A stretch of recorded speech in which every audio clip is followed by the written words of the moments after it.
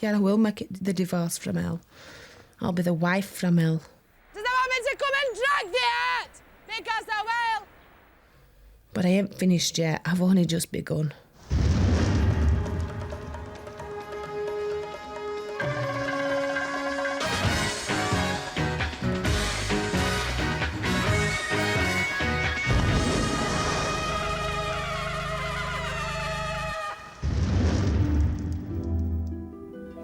This country now has the highest divorce statistics in Europe. As many as 1 in 2 marriages will end in divorce. A marriage is actually a contract. The divorce process provides for ending that contract. It's seemingly a very cold way to do so. It's a series of forms and paperwork leading to a decree absolute, the end of the marriage. The most commonly cited ground for divorce is unreasonable behaviour. That can range from the seemingly trivial to quite drastic examples of behaviour. I love marriage. I love the day. I don't love marriage, I like the day. Rhys and Denise tied the knot in 1995 in a small church in Basildon, surrounded by odd relatives, a bemused father, and long-lost friends. But right from the start, Rhys just couldn't take his wedding vows seriously. Will you love her? Keep me only unto her, so as you both shall live. I do.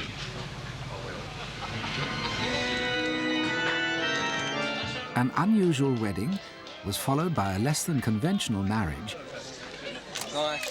and ended in a very strange divorce. Now they can't even agree on how they first met. You put a bit of Vaseline over that lens for me. I don't think I did anything wrong because I've been the same person from day one. And she loved me from day, or whatever, she liked me from day one. He was cocky and big-headed at school. No one liked him. So when I got talking to him, I thought, there's no way I want to sort of go out with you or anything, because, you know, he's just... I can't explain it, it's just no one liked him. She was my secretary, so that's how we first met. And from then, I gave her the opportunity to go out with me. He turned up in a limousine to take me and my friend out, and then I got flowers on my doorstep, teddy bears on my doorstep, jewellery sent to me. So that's the side I saw of him, which was all right, because I wasn't living with him. Someone who was living with him was Rhys's first wife, who found his second proposal less attractive than his first. I divorced my first wife because she was getting the hump because I was with Denise and I wanted Denise to move in with us. So I'll give her the sort of ultimatum, either Denise moves in or I'm going to divorce you. So I divorced her in the end. Once married, it didn't take Denise long to discover that Rhys had more than his fair share of annoying habits. You don't always know when he's telling the truth. That's so frustrating. If you had to say to me, am I a liar? Yes, in a sense, I'm a liar. Personal lying, no, I'm not. Not to her. To everyone else, yeah. So how many nights a week do you go out normally? I try and go out as many as possible when I'm not with her. Oh, don't. You're making yourself look an idiot. When the now estranged couple do get together, there seems little chance of reconciliation. You like doing barbecues on a Sunday, and you like doing your plants in the garden. Never had a barbecue in my life. You've never had a barbecue in your life? Not as far as I know.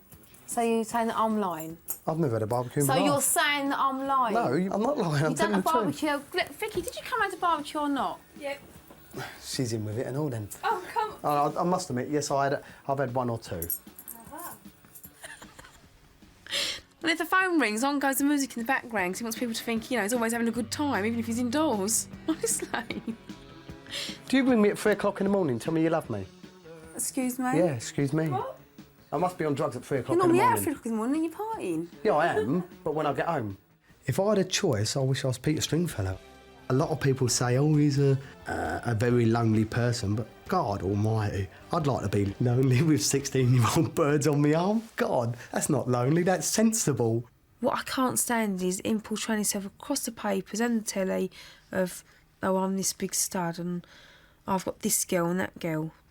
Put himself in magazines with this bird sitting on his lap and that one, and thinks it's all hilarious. And my youngest who have started ringing me up saying, Dad, I see you in the paper, or I see you on telly, you're embarrassing. But am I embarrassing? That's why I can't stay with him. He finds that all funny. It's not funny. Not when you've got kids as well ringing up and, oh, their dad's in the paper, or... It ain't funny. He's done loads of things. Johnny's always running around, trying to find certainty. He needs all the world to confirm that he ain't lonely. I think they're embarrassed but proud, so that's how I look at it. Knows he tires easily. Johnny thinks the world... My daughter rang me up and said, Mum, you're not going to believe this, he's in the paper again. And there's a photo of him with his girls either side with their boobs showing. Then they're like hoovering and he's sitting on the settee. I went up to his solicitor with a photocopy of it and give it to him. I said, and you're telling me he's divorced me for unreasonable behaviour? He said, I take it you're Mrs Jackson. Strong. I went, just hurry up and get the divorce for you. And he just looked at it and started laughing. But Reese had no intention of making the divorce easy. Denise filed for divorce and, well, I'm one of these sort of people, probably a horrible person as people would sort of say it, but I don't like losing in anything, nothing.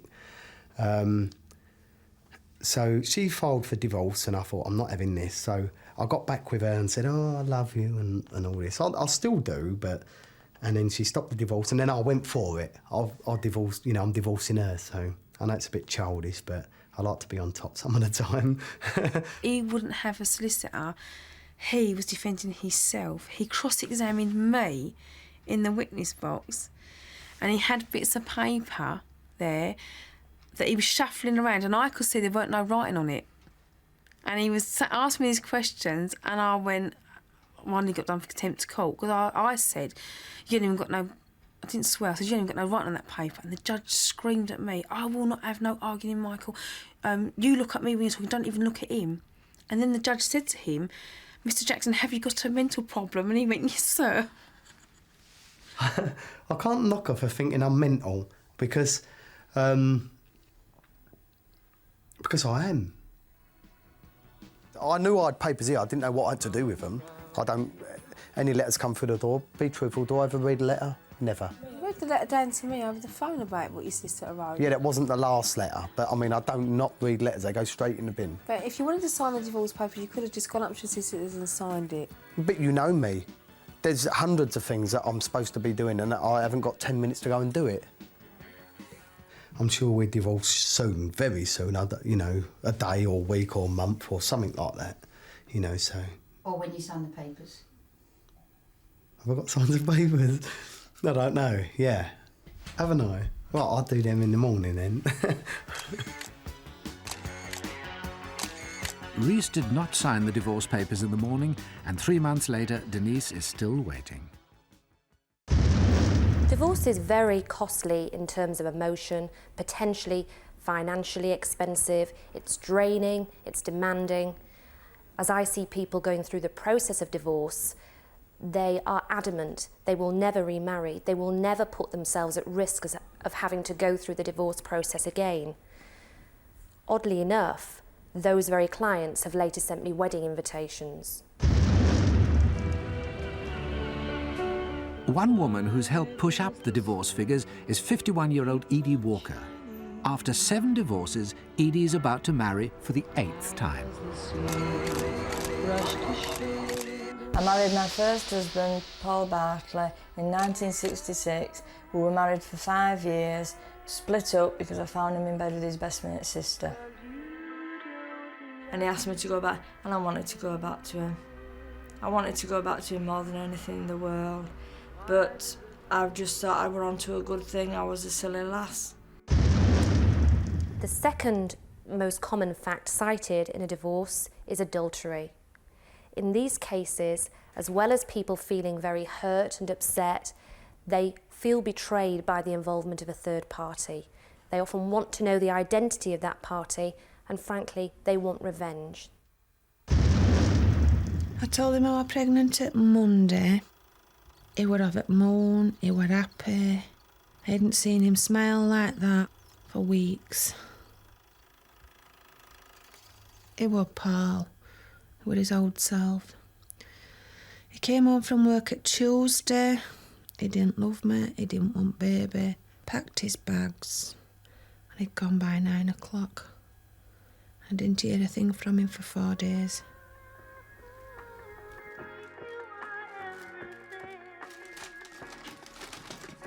He knows he can come home if he wants to. He don't want to, he wants a life.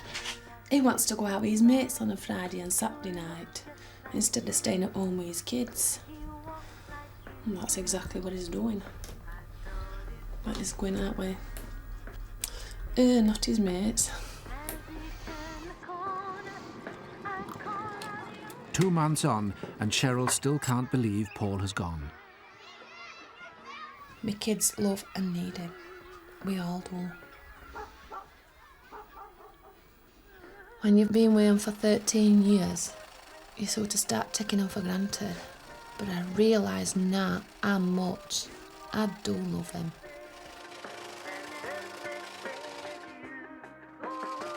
Sometimes I'm very angry. I just want total revenge. Why should she come into my life and destroy an happy family? And other times I just sit and cry. Why is he there? Why ain't he here? He's ours, he's not hers.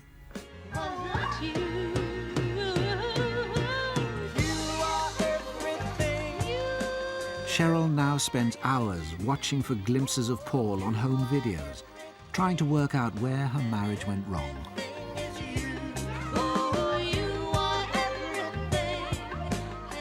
He came for my daughter's birthday and I cooked a meal.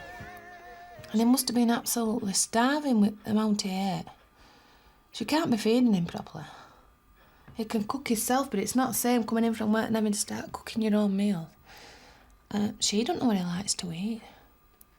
She don't know what his favourite meals is. She can think she does, but she ain't a clue. And she'll never be able to cook like me.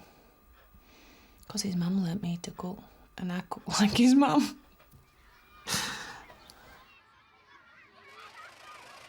I miss him.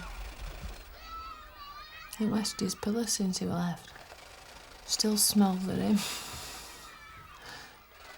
His clothes don't smell like they normally do. She don't use comfort all enough.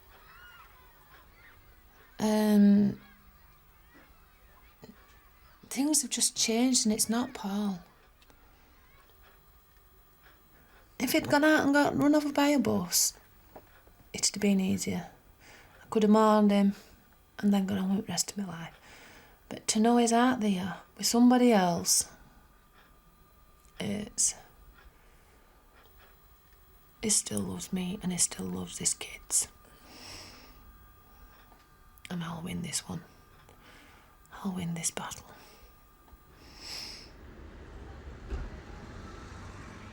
I want to know where he's living.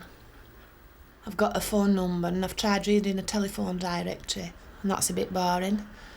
So, easier option is to get a private detective. I married my second husband, Peter Curtin. It was me that's filed for the divorce. I think it was on unreasonable behaviour. It was a month after I got married to my second husband that I found out that he'd been having an affair with. So I'm presuming that he does come back and see the kids? He did do up until the time that I smashed car up. You've smashed car up? Well, I put a brick through headlights and windscreen. So is there no transport? No. So he's on foot from work? Yep. Why'd you smash car? Because there's no slag riding around Sheffield in my car now, is there? Yeah, but you have to be very careful when you're doing all like that, because he can take actual action against you, which you don't want. I'll smash my half up front end. Your house front end, is it? Yeah, ain't the back end. Oh, right. I mean, you'll be really down and depressed at this moment in time because you're used to sleeping with somebody at night and you're on your own. You've got kids around your feet and you can do without them at times, probably. And he's probably having a good time, going out all the time and this and that. Now, at some stage, believe it or not, you might want a divorce. Well, if we want to get him on adultery, then we would have to witness him having... They could have sex in a car, sex in a field, sex in a public place, sex in a house, and have curtains home. I'll explain to you what it is, and if you want to see it, I'll show you. But some people don't actually want to see it because it's going to be quite upsetting for you. I want a blown-up still photo so I throw darts at her. So you can throw darts at her? At her. Bullseye, straight between eyes. Why do the birds... I met husband number 3, which was my second husband's uncle, Derek Nassau. Why do the stars... I got pregnant. He left me. Didn't want to take the responsibility on. He said it wasn't his. Was it his? Was it his? Pass. Things do not look good for a pregnant Cheryl. Oh dear, has that girl got some problems? Basically, most women have got the advantage of losing weight. 3 months down the line, they look dolly bird, back again. Husband sees her, thinks, what have I left her for? Unfortunately, in her case, 3 months down the line, she's going to be 6 months pregnant. So it's going to be a little bit more difficult for her. As a divorce lawyer, I can simply ask the other person if they're having a relationship. If they say no, personally, there's nothing more I can do. If a client particularly wants to find out the identity of a third party, we can refer them to private detectives. They then have the task of literally following that person around to see if they are spending time with a third party and whether or not inferences can be drawn from that. So we're going to where he works. Using Cheryl's information, Irving and his colleague decide on a plan of action. They'll start by following Paul home from work. Beat traffic and be ready for him. Not this one, next to. But it's not as easy as it sounds. I'm going to check a few car numbers. No.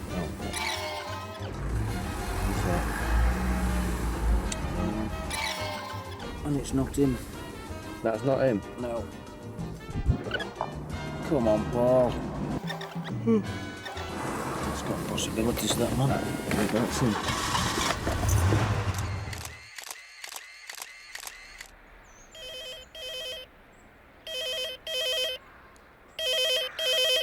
At last, the call Cheryl's been waiting for.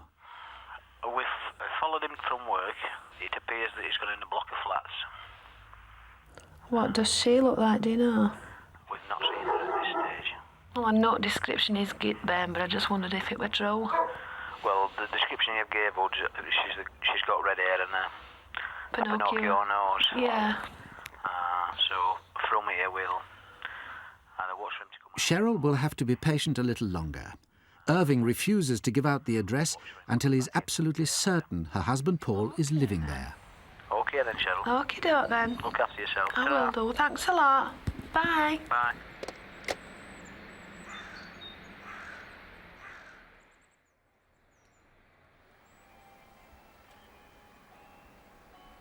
For Irving's evidence to be accepted in a divorce court, he must witness a pattern that proves the couple are living together. Over 3 consecutive days, he has to establish that Paul arrives and leaves the flat regularly. A lot of people don't actually think fully what they're getting themselves into when they go off with another woman.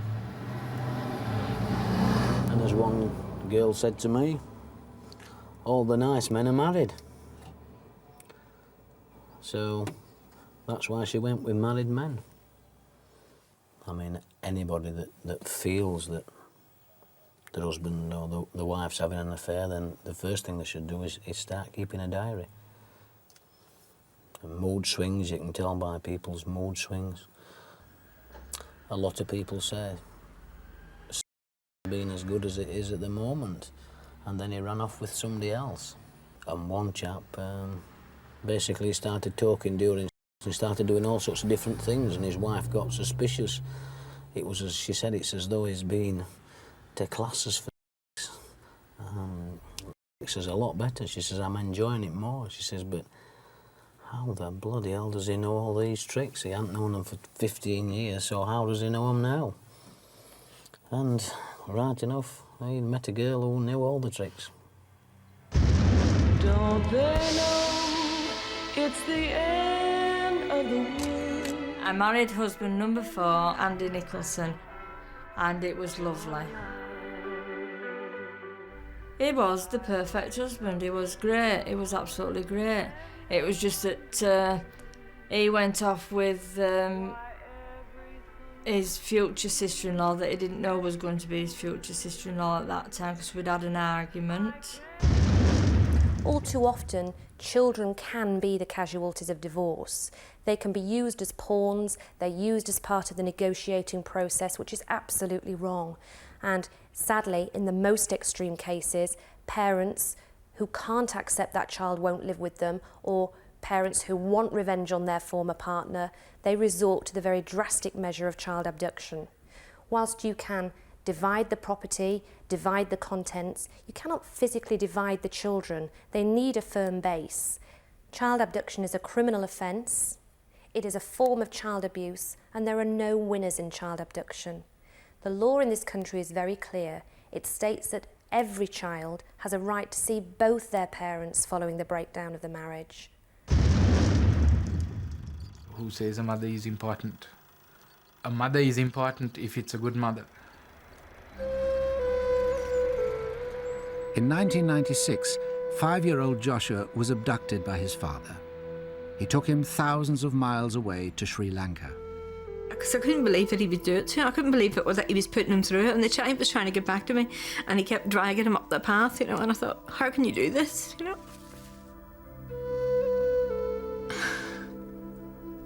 Then he took him away.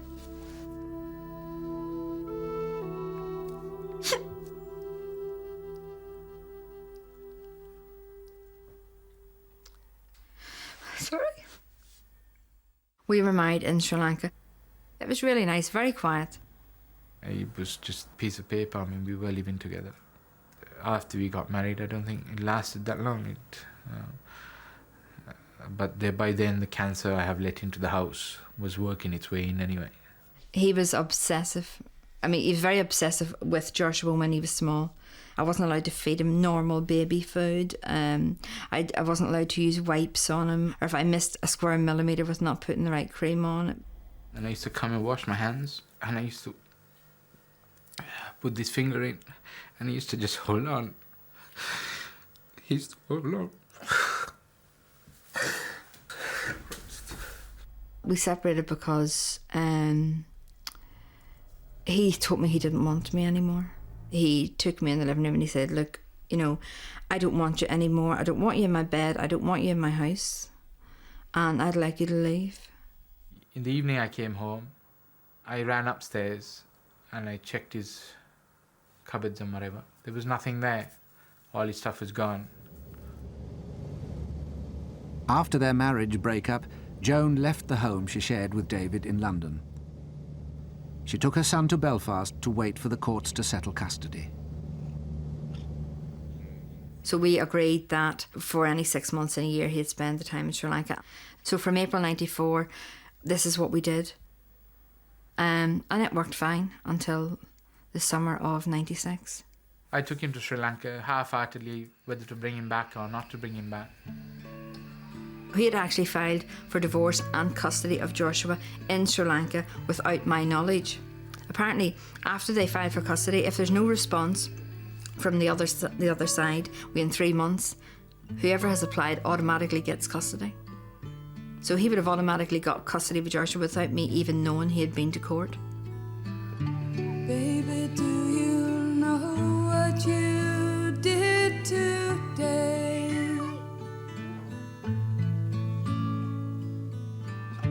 Baby, do you know what you took away? You took the blue out of the sky, my heart.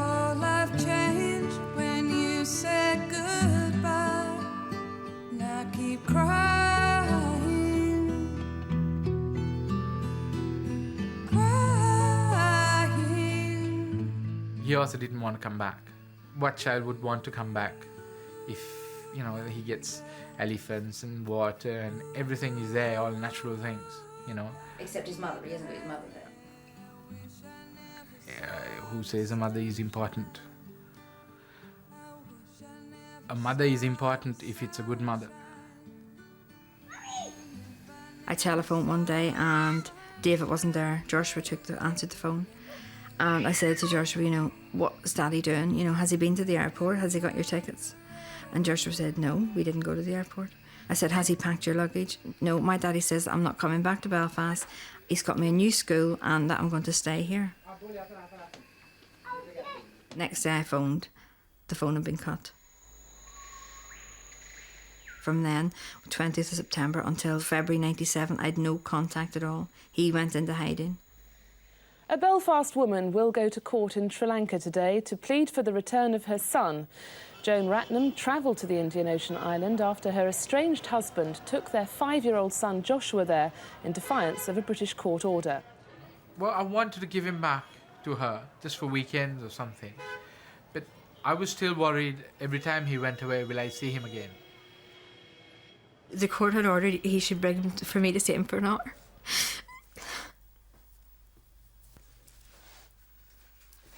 And he only brought him for 10 minutes. Thanks. So I again had to go back to court and tell them that, you know, again, he hadn't done what he was told, so I only had 10 minutes.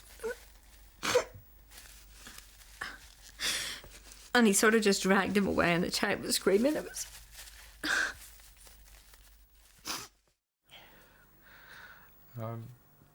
She's angry because I didn't bring him back, and because now I've lost him. But I gave him back to her.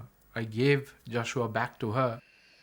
I spoke to Joan and I turned around and said, if I let you have Joshua, how will I see him? She said, whatever you want. And I said, okay, well, these are my terms and conditions. We spoke about it. I'd promised that I would bring him back to David for the summer, knowing full well that I had no intentions of doing it. Joan brought Joshua back to Belfast, where they've now settled. It was like a funeral. There was nobody there. It was worse. It was worse than a funeral. You can't say it. You have to suffer it.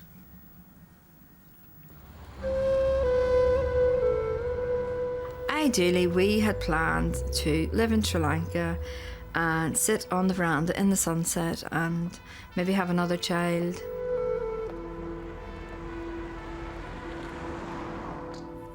So what did you do today? What did you do? I'm always paranoid. Regular things like school, church, Boy Scouts.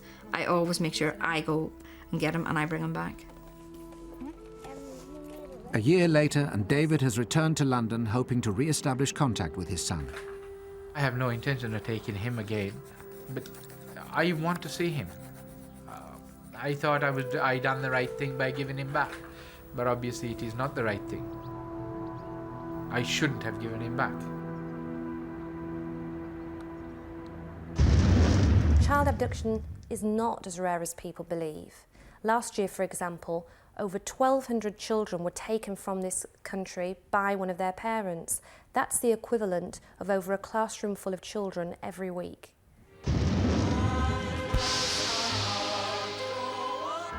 I married Andy again, and all the husbands that I've ever had, he's been the main one that I loved.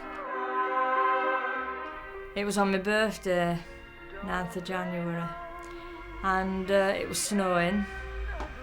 And we had a reception and we had a few people there, and then we come home, and then after the weekend I just said, it's no good, it's not going to work, and that was it.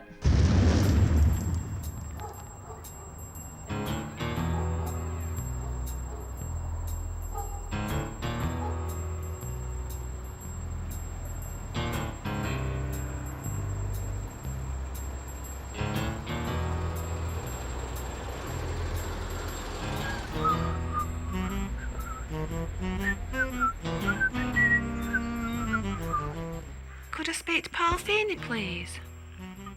Who is calling? It is his wife. It is very urgent. They're taking me in hospital and I need to get hold of him. Dear me, it's surprising what you can see when you're cleaning windows. It is your baby as much as mine and I have got to go in hospital. Who else can I get to have kids? Who else can I get? Paul?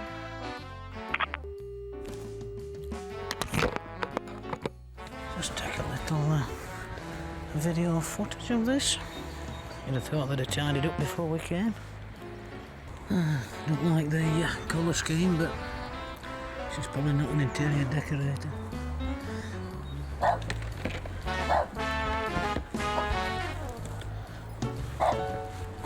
Right, time to go.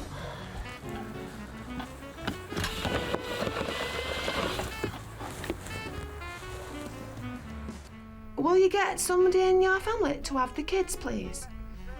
Well, will you get that bitch to have day off work? Paul? Paul? Come on, let's see if we can find somebody, Candy.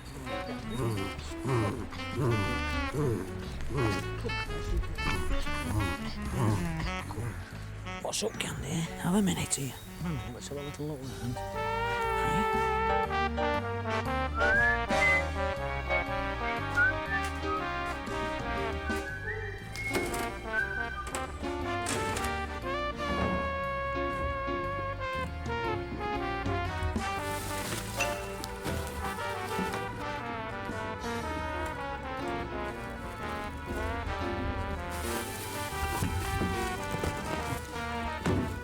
Irving advises Cheryl to record all telephone conversations with her husband. It's your kids, Paul. They're our kids. They're our kids. I'm just going to move Gan a little bit closer because we can't see it at the minute.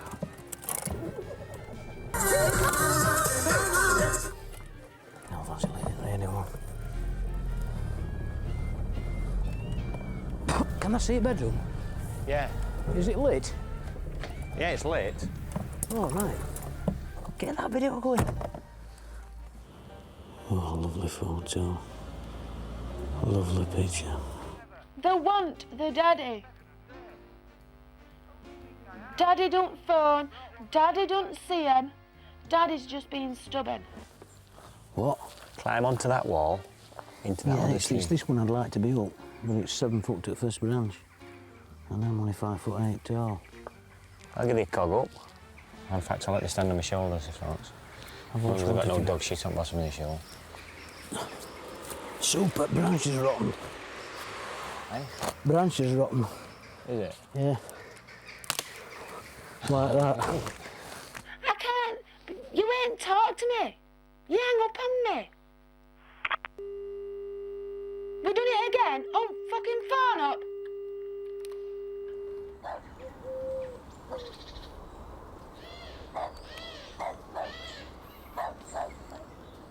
She's laughing and giggling. Just can't get enough angle round to see him. Oh, wait for it ring back. Please do it in front of that window. Just for your Uncle Irving.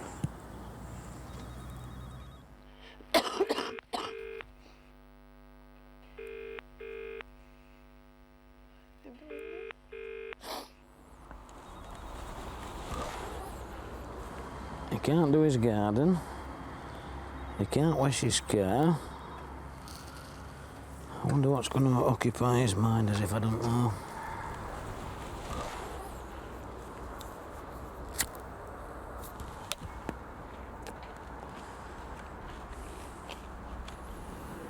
I wonder what Cheryl's doing.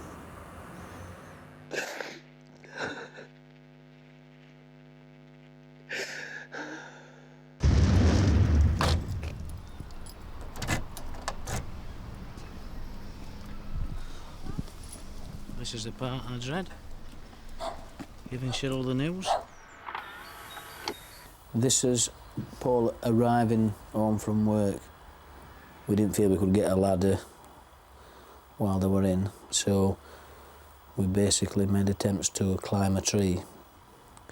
As you can see, the cat's on the balcony, and in actual fact, Paul come out a little bit later and let the cat in. He let cat in? Yeah, well... He hates fucking cats! He obviously likes a cat. You'll see when she stands up, basically what she's wearing. She's very different from yourself. This is the worst it's going to get for you. Well, that's the lady. I see her laughing and giggling.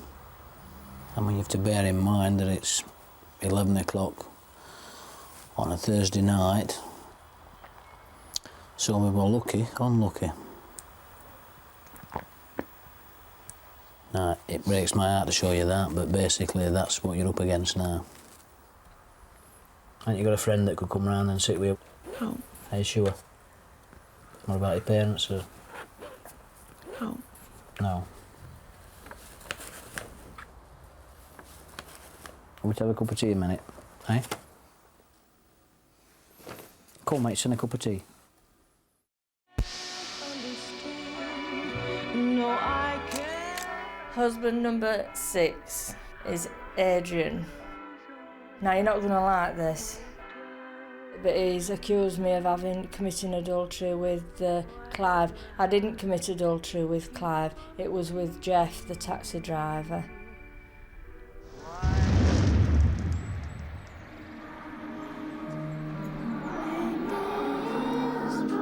Cheryl's now had Paul's new address for 24 hours.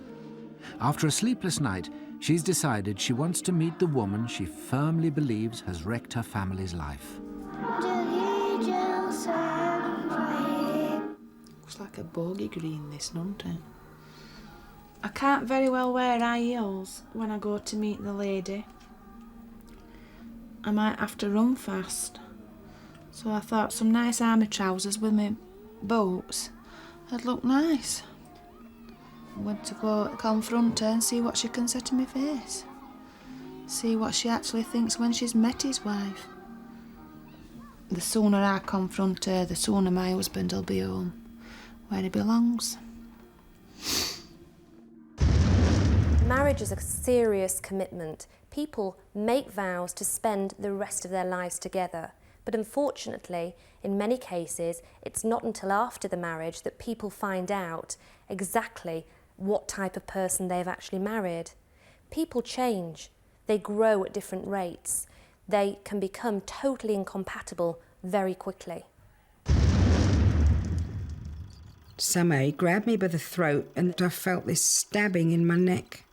And I still didn't know what he'd actually done. Look at that. Would you think, I mean, looking at that he was going to do what he did to me? Although somebody told me they were evil eyes. Well... Evil? When Linda met Ron McGregor after the breakup of her first marriage, she thought she'd met the man of her dreams. She couldn't possibly predict that within a year, Ron would tear her life apart. We met a year ago, and I always said that I would never ever get married again. And I said that if I did, she had to be very, very special. I was all the things he wanted, I suppose. And, like he said, a beautiful woman to boot, But marriage was to change everything. Well, 6 weeks after the wedding, I mean, everything just sort of seemed to go downhill, really. And then I had a phone call one night saying, can I come and sleep on your couch? And she came round and she had, like, a huge black eye. So I said, right, I'm off to look for somewhere to live. And we'll take it from there. I didn't want to not be married to him. But I thought it's the only way if we can live separate for a while.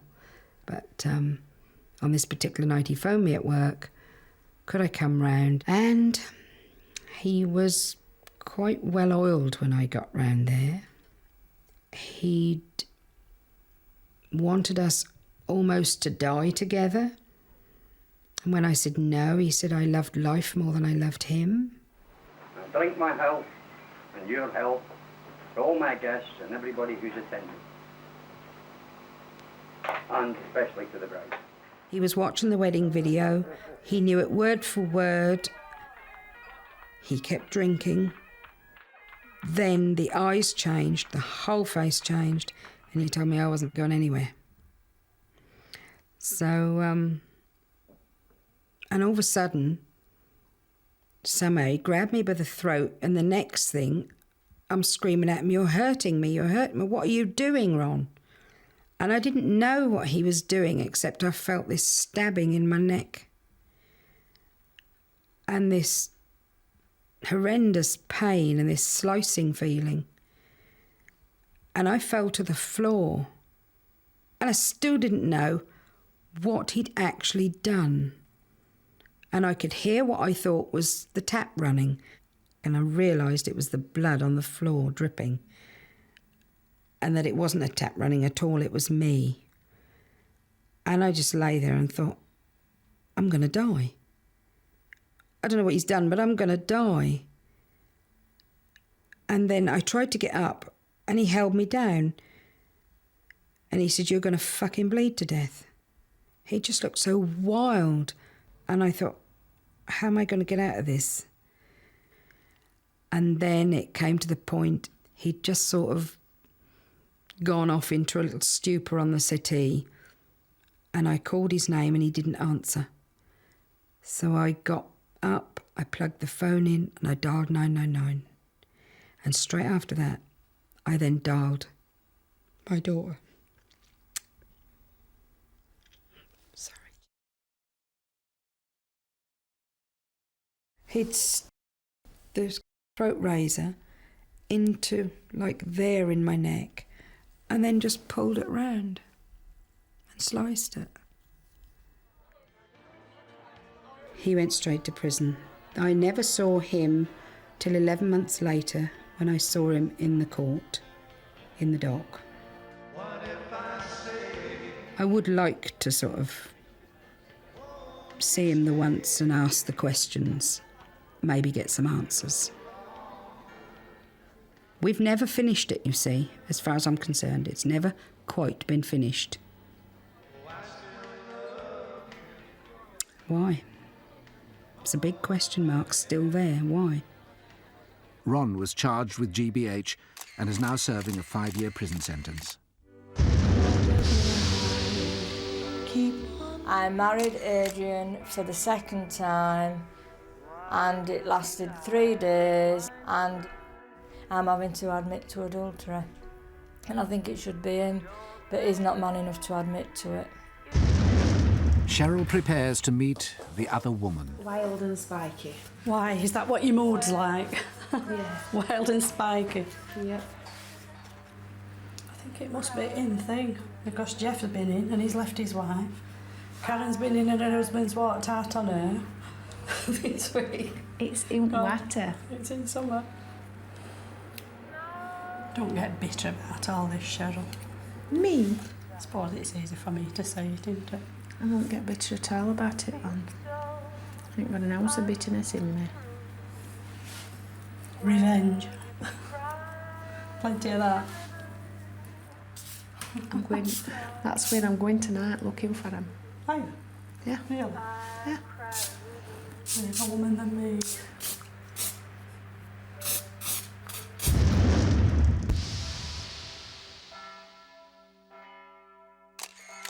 I don't like divorces. As I said, if the first one had gone right, I'd have still been with him. This is husband number 8, Clive Jeffrey Stanley. Right? And he's a sod. I trust Edie 100%. I know she won't go for anybody else. Not now. She's, you know, she's got to settle down sometime, hasn't she? So I think this time's the right time for her to settle down. She's told me she wants to settle down, so everything's worked out right so far, hasn't it? So far. So far. So far.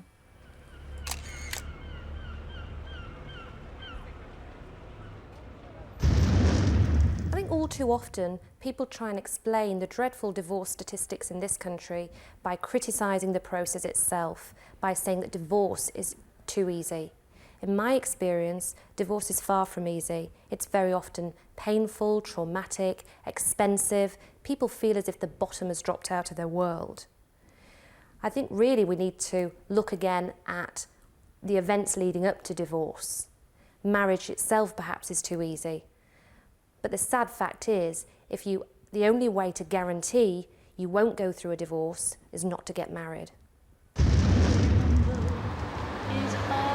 Cheryl's persuaded Irving to take her to Paul's new address. She's decided to give her rival a present. Are you still all right? Fine. Calm. Calm. Giving it flowers. Giving it flowers. And walking away with your head held high. Come on, let's see your face, you bastard! I've got all night! How many other husbands has she nicked when their wives are pregnant and got 3 kids at home? Come on, Feeny! Get your ass down here! Come on, Paul, show your face! I'm not going nowhere, Paul! Wait, slag and bitch! I'll be back, I'll warn you that now, you bitch! F***ing mine!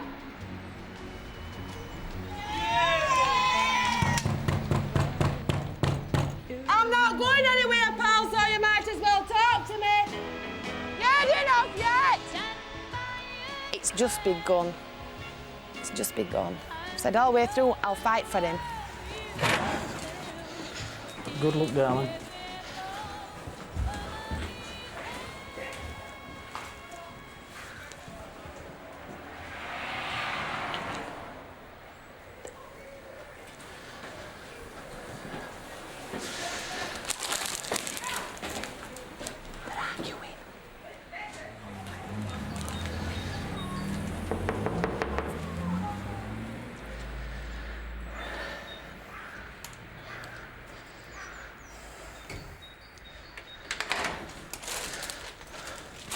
Seeing the evidence, you're welcome to him. Man, look at her face. So are we going back for a drink? Going for a drink and then we'll go home, eh? Yeah. Come on, good girl. I've fucking got the bastard.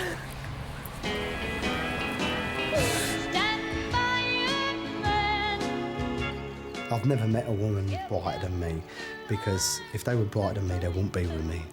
That's how I look at it. Do you want a divorce? Yeah, I do, because it might make him realise that I meant it. I mean it. If we got back together and then we are divorced, I can't explain it. Yes.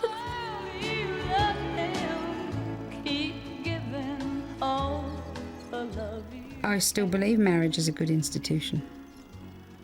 After all, the first one was 26 years. Unfortunately, the second was barely 3, but I've a long way to go yet. Once you're married and that ring's on your finger, things can change, and then that's it, it's too late. So think very, very carefully. How would you give them a papers, Rigo? No! Go, you bastards! Yes!